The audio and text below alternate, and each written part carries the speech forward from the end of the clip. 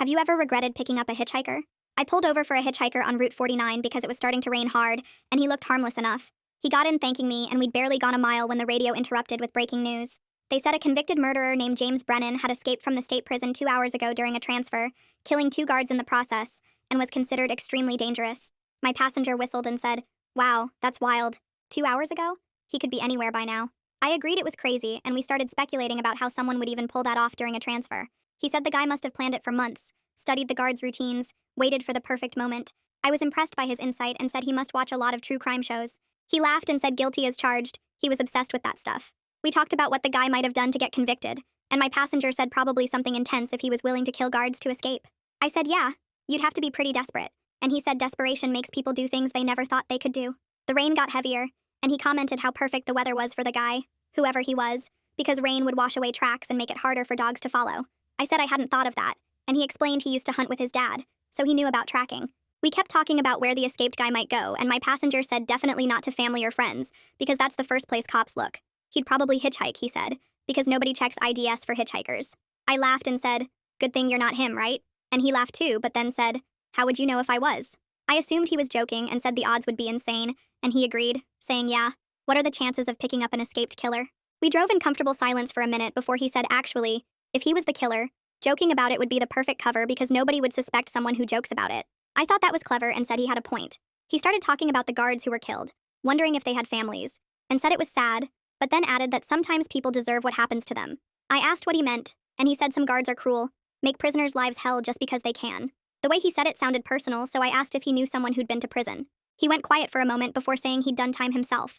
Nothing serious, just assault, but enough to know how guards could be. That made me a little uncomfortable, but lots of people have records, so I tried not to judge. He must have sensed my hesitation because he said he wasn't trying to scare me. He was actually grateful for the ride, that not many people would pick up someone with rough hands and prison stories.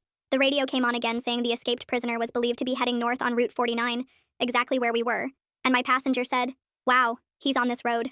Something about how he said it made me look at him, and he was staring straight ahead with this odd expression. He started describing what it must feel like to be free after being locked up, the desperation to stay free no matter what it takes, how a person would do anything not to go back. The way he kept saying anything started to make me nervous. He noticed my hands tightening on the wheel and asked if I wanted him to drive since I seemed tense, reaching toward the wheel, and I instinctively jerked away. He pulled his hand back and said, "You're scared of me now, aren't you?" I said no, but my voice came out wrong, and he said it was smart to be scared, that most people ignore their instincts. Then he started talking about coincidences, how sometimes things line up perfectly, like a prisoner escaping right when it's raining, or a driver picking up the wrong hitchhiker. He emphasized wrong, and my stomach dropped. My phone was in the center console, and he saw me glancing at it. He reached over and picked it up, saying I shouldn't text and drive, then dropped it in his door pocket where I couldn't reach it. Now I was genuinely frightened, but we were going 70 on an empty highway in the rain. He started humming something tuneless that made my skin crawl, then stopped and said he had something to tell me. He said the thing about killing is that once you've done it, it gets easier each time, like your brain rewires itself. I asked how he would know that, and he smiled and said it was just a theory. But the escaped guy had already killed twice today, so a third wouldn't be hard. My foot pressed harder on the accelerator without meaning to, and he said I should slow down in the rain. He reached down and started unzipping his backpack slowly, saying he had something to show me, something that would explain everything, and my heart was hammering as his hand disappeared inside the bag, rustling around while still talking. He said people always want to believe the best about strangers, that it's human nature to trust, and that's what makes humans so easy to hurt. His hand was still in the bag, and I could see him gripping something, and he looked at me and said, "Want to know a secret?" as he started to pull his hand out, emerged holding a pack of cigarettes, and my whole body went slack with relief, even though my hands were still shaking on the wheel. He laughed at my reaction, said he just needed a smoke but wanted to see how jumpy I was, and the way he studied my face made my skin crawl even more. He lit one with the window cracked and rain spattering in, then suggested we should take a different route since cops would be all over Route 49 looking for that escaped guy. My grip on the wheel got tighter because I knew he was trying to get me off the main road where there'd be no witnesses. The radio crackled with another update saying police had set up roadblocks ahead, and I felt my stomach turn. Not entirely fake either. I told him I needed to stop soon or I'd be sick, and he agreed, but said we should find somewhere quiet, not a busy place where people might recognize him from the news. I insisted I needed the nearest exit with a bathroom, playing up feeling sick while scanning ahead for any lights. As I signaled for the exit, he casually mentioned he still had my phone and started playing with the door locks, testing them while commenting how empty this stretch was. I tried to activate my car's voice command to call 911, pretending to adjust the radio, but it wasn't connected since my phone was in his pocket. He noticed and asked what I was doing, and I mumbled something about finding a different station. At the bottom of the ramp, I hit my hazard lights, hoping someone might notice, but he reached over and switched them off, saying we didn't want to draw attention. He started asking where I lived, if anyone was expecting me, what I did for work. all while we approached a dimly lit intersection. I gave vague answers while desperately looking for any gas station or store. When he mentioned how those guards deserved what happened using specific details only someone who was there would know, my blood went cold because he wasn't even trying to hide it anymore. Then I spotted lights from a truck stop ahead and told him my friend was meeting me at this exact gas station, that I'd texted them before he took my phone. He studied my face for a long moment, clearly trying to decide if I was lying. But I turned into the truck stop anyway, where several big rigs were parked with their engines running and bright lights lit up the gas pumps. The rain was still pounding hard, but at least there were witnesses here, and I parked right by the store entrance where I could see security cameras mounted on the wall. As he shifted to get out, his jacket fell open, and I caught a glimpse of something metallic clipped inside his pocket that looked like a folding knife. My mouth went dry, but I forced myself to act normal, saying I really needed that bathroom bad. The store was all lit up inside with a clerk behind the counter and a few truckers getting coffee, and I could hear the rain drumming on the metal roof mixed with diesel engines rumbling outside. I left the engine running and grabbed my purse, trying to look casual even though my legs felt like jelly. I told him I'd just be a minute, but he said he needed to stretch his legs too. So thinking fast, I tossed him my credit card and asked if he could pump some gas while I ran inside. This would give me maybe 30 seconds alone if I was lucky. Inside, the fluorescent lights were harsh after the dark car, and I tried to catch the clerk's eye, mouthing help, but he was focused on the register counting bills and didn't notice. A trucker at the coffee machine glanced at me, but I couldn't tell if he understood something was wrong or just thought I looked rough from the rain. I grabbed a random candy bar and went to the counter, my hands shaking as I wrote, "Call 911, on my receipt with a pen from the counter. The clerk looked confused when I slid it back with cash, and I pleaded with my eyes, hoping he'd understand this wasn't a joke.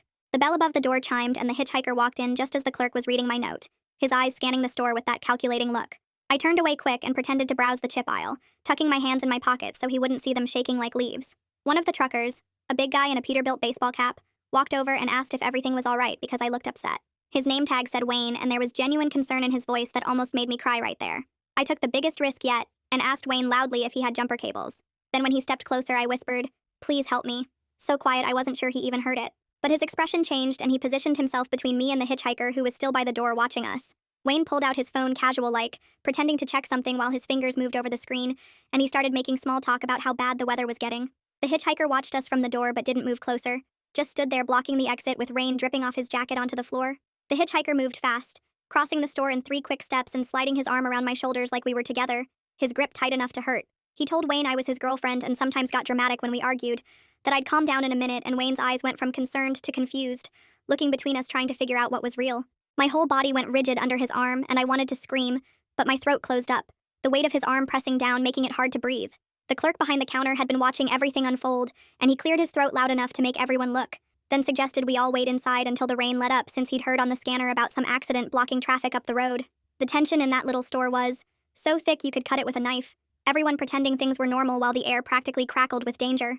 The hitchhiker's fingers dug into my shoulder as he said we really needed to go, but when he started steering me toward the door, he stopped suddenly, his hand patting his pockets, realizing he needed my car keys to move it from the gas pump.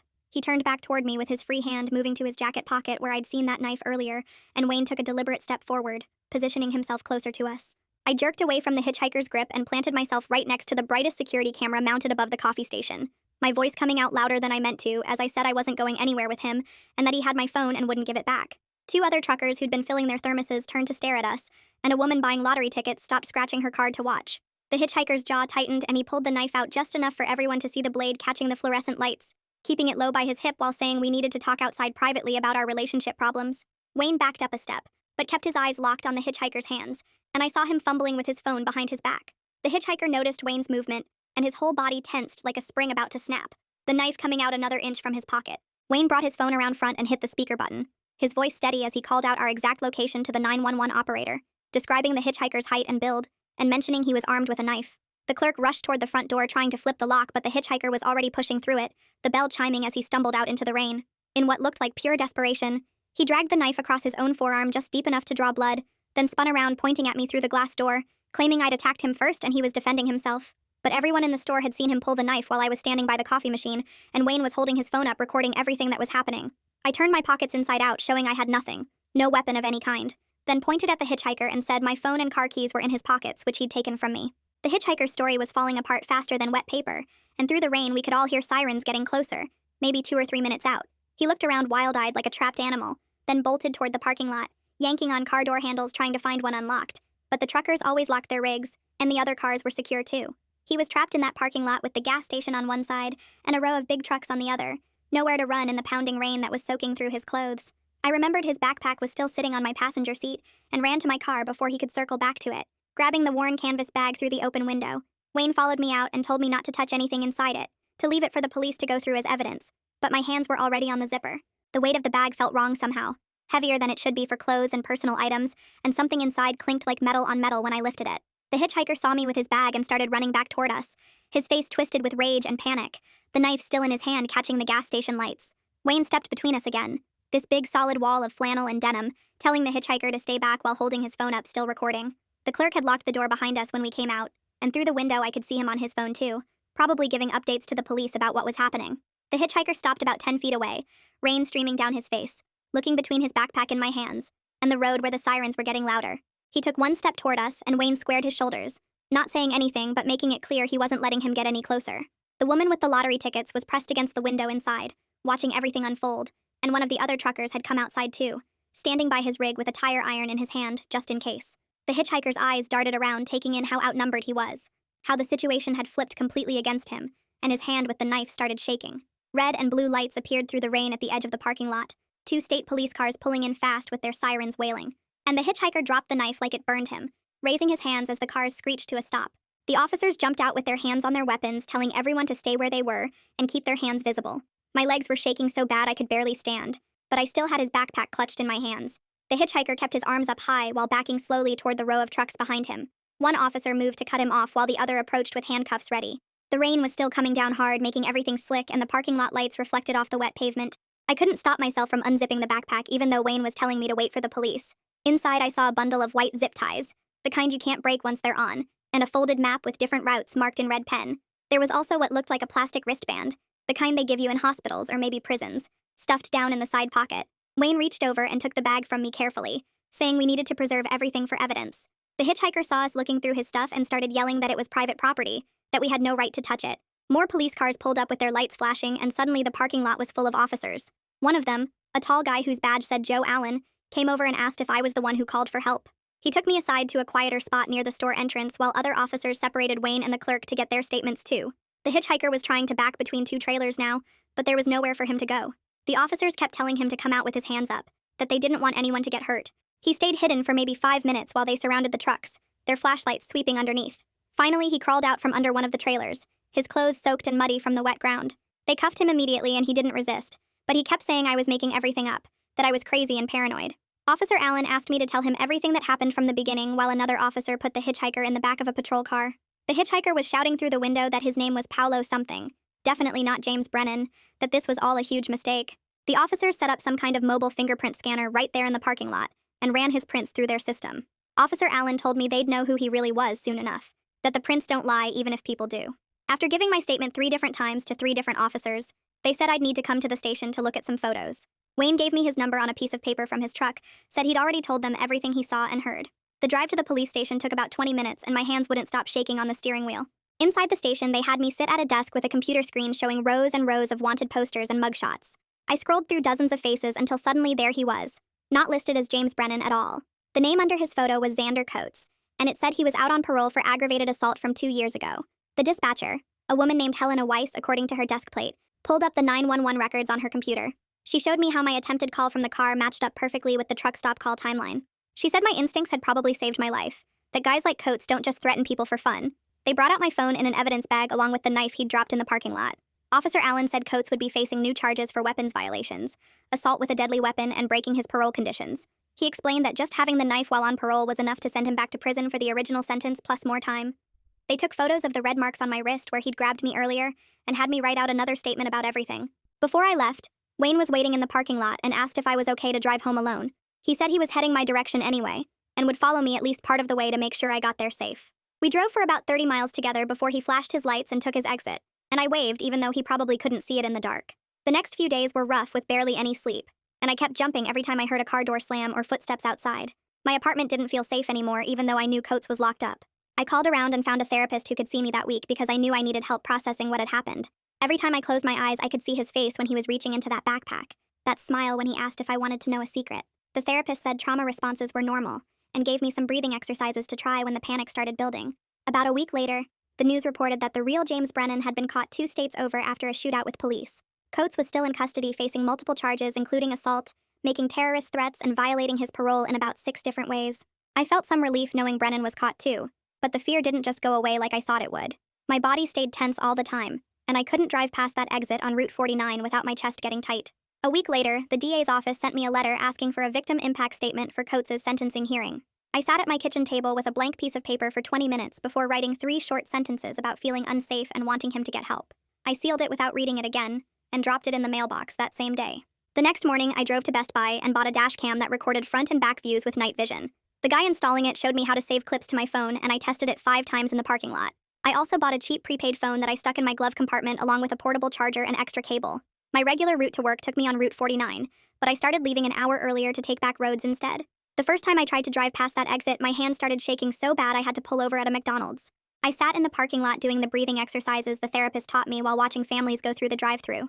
3 weeks passed before I could even look at Route 49 on a map without my stomach turning. Wayne texted one afternoon asking if I wanted to grab coffee since he was passing through town with a delivery. We met at a diner near the interstate and he ordered pie while I picked at a muffin. He told me Coates had been transferred to state prison pending his hearing and wasn't getting out anytime soon. He also said the real James Brennan had been killed in that shootout, which meant one less monster in the world. I nodded and changed the subject to his grandkids, and he showed me pictures on his phone. Before he left, he wrote his number on a napkin and said to call if I ever needed anything. 2 months after everything happened, I had to drive to a client meeting that would take me right past that truck stop. I left 2 hours early and took my usual detour but hit construction that blocked the whole road. The GPS kept trying to route me back to Route 49, and I finally had to accept it or miss the meeting. My therapist had taught me to count backwards from 100 while controlling my breathing, so I started at 99. By the time I passed the exit, I was at 37, and my heart was only racing a little bit. I made it to the meeting on time, and nobody could tell I'd been practicing breathing exercises in the parking lot. The prosecutor called the next week to tell me Coates was taking a plea deal to avoid trial. He'd get 3 years for the weapons charge and assault plus 2 more for violating parole. She said I wouldn't have to testify, which made my whole body relax for the first time in months. I hung up and immediately called my therapist to move our appointment earlier because I needed to process the relief. That night, I pulled out my wallet and looked at the receipt where I'd written "Call 911" in shaky handwriting. The ink was fading, but I could still see the desperation in those crooked letters. I folded it carefully and put it back behind my driver's license where I'd see it every time I bought gas. A month later, I was grocery shopping when I saw someone who looked like Coates from behind and dropped a jar of pasta sauce. The crash made everyone turn and look while I stood there with red sauce splattered on my shoes. A store employee helped me clean up and didn't say anything about my shaking hands. I went home without buying anything and ordered pizza instead of cooking. My therapist said setbacks were normal, and we worked on grounding techniques for when the panic hit. 6 months after that night, I could drive Route 49 to work without taking the detour.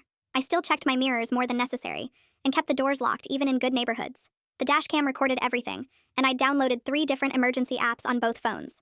I stopped picking up hitchhikers completely and wouldn't even give coworkers rides unless I knew them really well. Sometimes I'd see someone with their thumb out in the rain and feel guilty for passing them. Then I'd remember Coates reaching into that backpack and keep driving without looking back. My friends noticed I was different, but most didn't push when I said I didn't want to talk about it. Life settled into new patterns where I parked under lights and checked back seats before getting in. I kept pepper spray in my purse and my keys between my fingers in parking lots. These weren't things I thought about anymore, just habits that became part of my routine. The girl who used to pick up strangers in the rain was gone, but I was okay with that. I'd learned to trust my instincts the hard way, and promised myself I'd never ignore them again. Thanks for sticking with me through all this. It's definitely been a journey worth sharing. Until we meet again, folks. If you made it to the end, drop a comment. I love reading all your comments.